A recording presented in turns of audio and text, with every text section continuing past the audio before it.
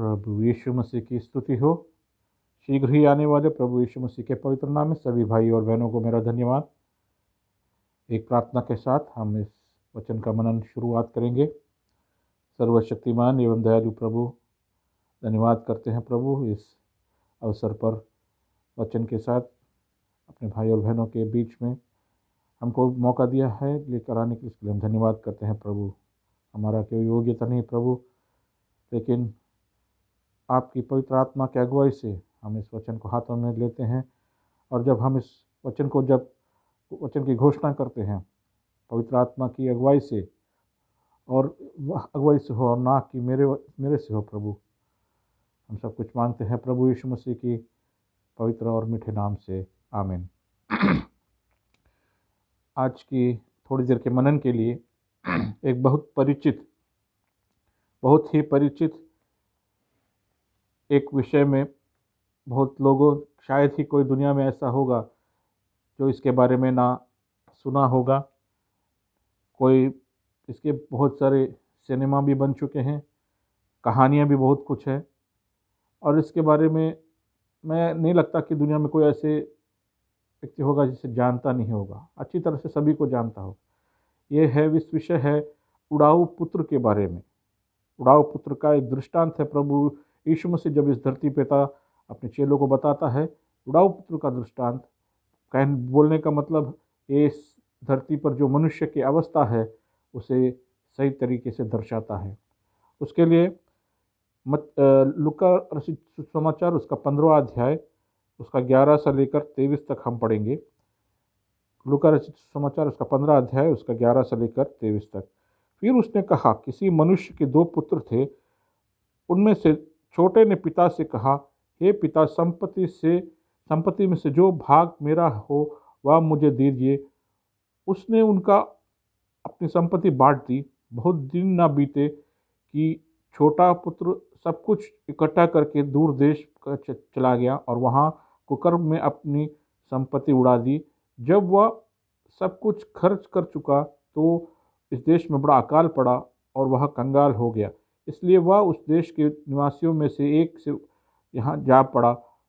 उसने उसे खेतों में सूअर चराने के लिए भेजा, और वह चाहता था कि उन फलियों की न सूअर खाते थे अपना पेट भरे, और उसे कोई कुछ नहीं देता था।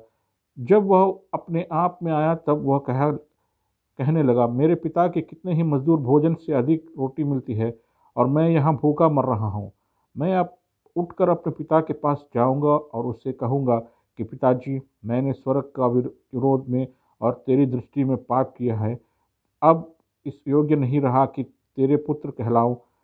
मुझे अपने एक मजदूर के समान रख ले। तब वह उठकर अपने पिता के पास चला।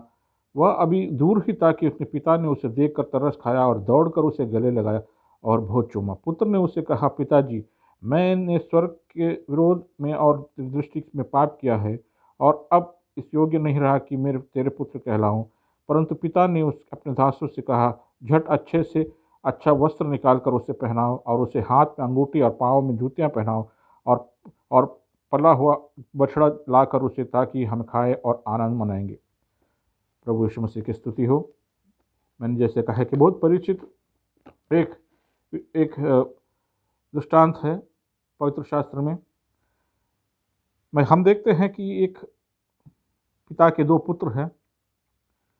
जो पुत्र है वो अपने पिता की संपत्ति में से उसका जो भाग है वो मांगता है। हम देखेंगे इस बेटे का जो गलतियां हैं उसके बारे में पहले हम देखेंगे। इसने पहले गलती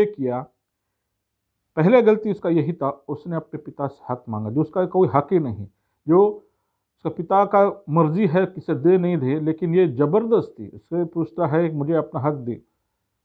संसार में जो है, जो पिता है उसका जो कुछ है वो अपने पिता का होता है, उसे मांगने की जरूरत नहीं होता। वो मांगता है तो अपना मनमानी करता है। वो पिता का जो भी संपत्ति हो बेटा का ही होता है, मरने के बाद कोई लेके नहीं जा सकता है। ये जो बेटा है उसे मांगता है, झगड़ता है। जब उसको पिता समझाता है कैसा है, लेकिन वो अपने मर्जी से जीना चाहता है, जो गलती किया उसने। और संपत्ति, अपना पिता का जो बात है वो इतना दयालु है, बहुत ही दयालु। वो अपने बेटे का इच्छा, वो जानता था अगर मैं इससे इनकार करूंगा ये दूसरा कुछ कर देगा, क्योंकि ये जिस रास्ते पर पड़ा है इसे सुधारना अपनी अपने आप में जब आता है तभी ये सुधरेगा, इसे मारने से या पीटने से नहीं सुधरने वाला।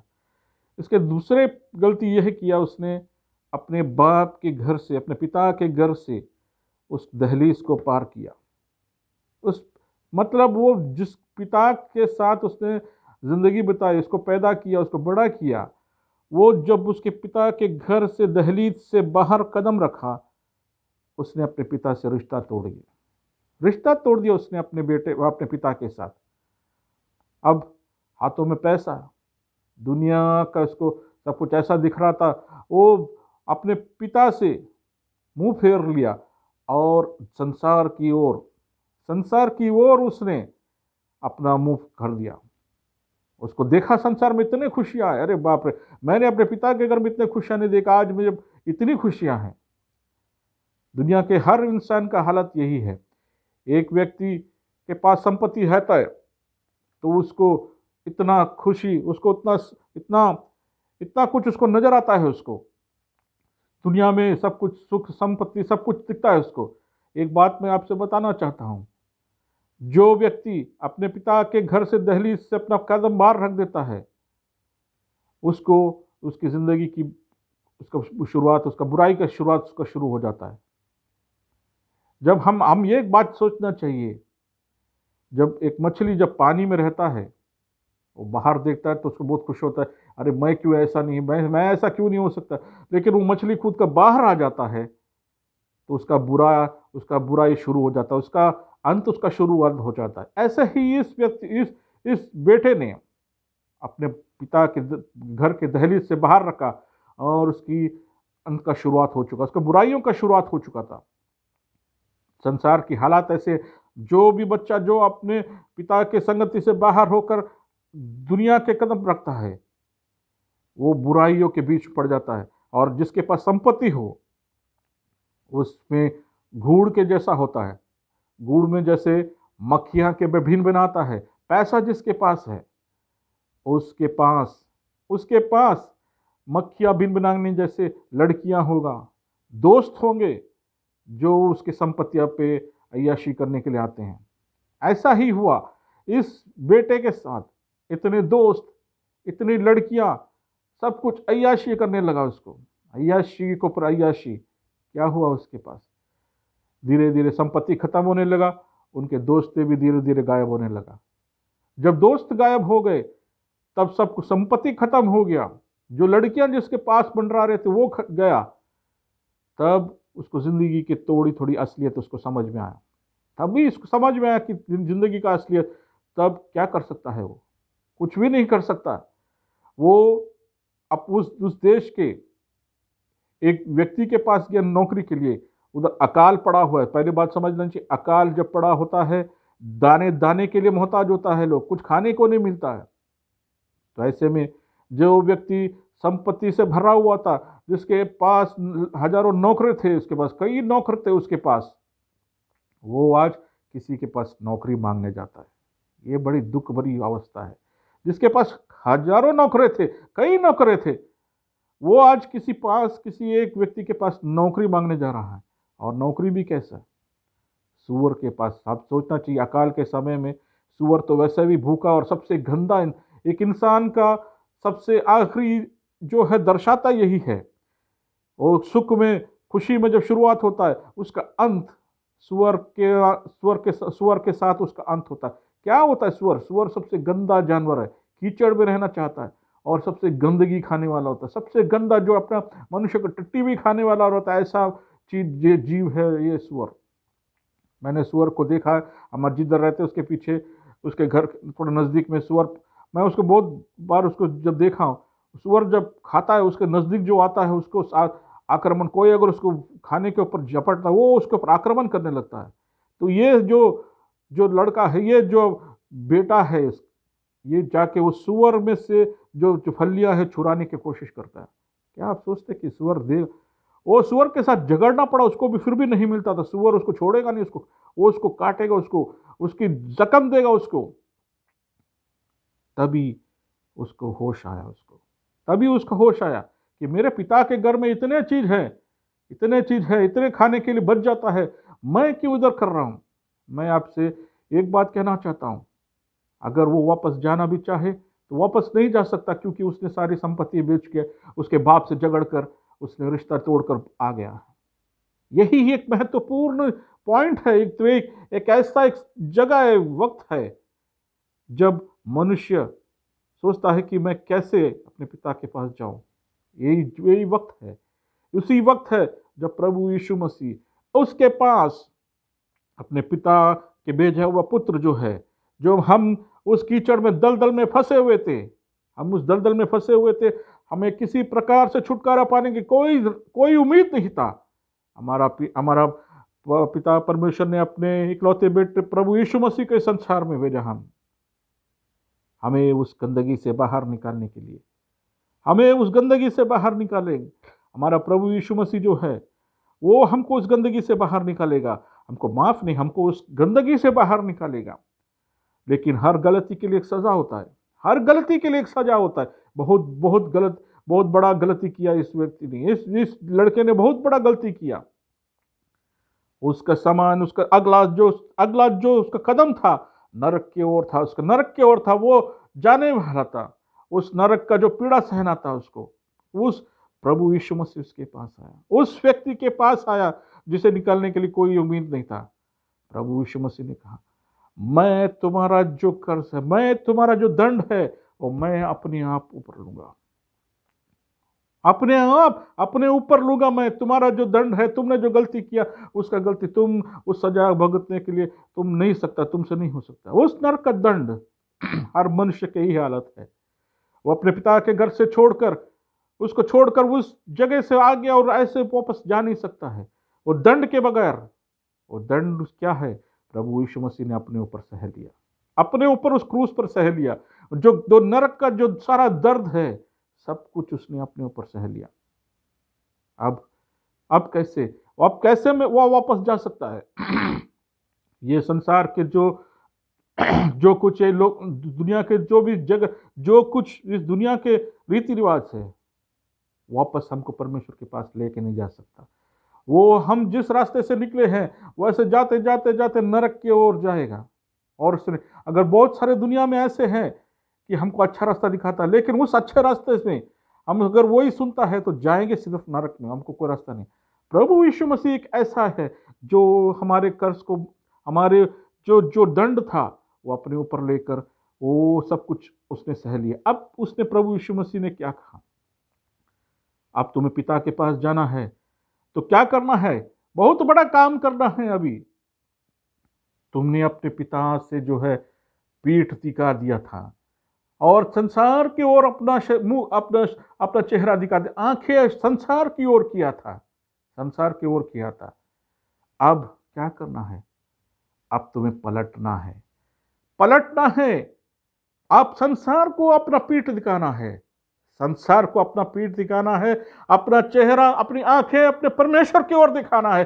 प्रभु यीशु मसीह मेरे अंदर में है, वो जो तुम्हारे अंदर प्रभु यीशु मसीह है। अगर प्रभु यीशु मसीह है और फिर भी तो ऐसा है तो तुमने प्रभु यीशु मसीह को पाया नहीं है। प्रभु यीशु मसीह का मतलब तुम्हारा मन फिराव है, तुम्हारा हृदय परिवर्तन है।